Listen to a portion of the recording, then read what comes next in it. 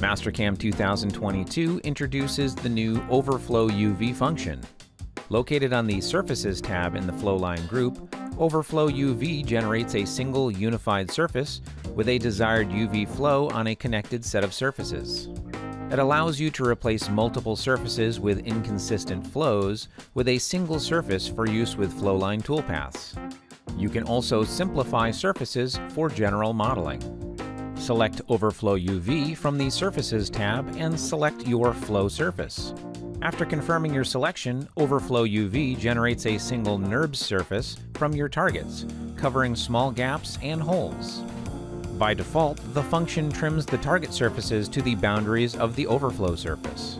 If you wish to keep the set of surfaces, use the Trim Target Surfaces option to project a new surface upon the set. The function panel allows you to change the visualization of the UV flow lines and how the flow surface is projected onto the target surfaces.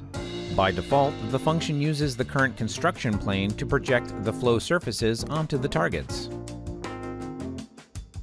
For more information on enhancements to Mastercam, be sure to visit whatsnew.mastercam.com.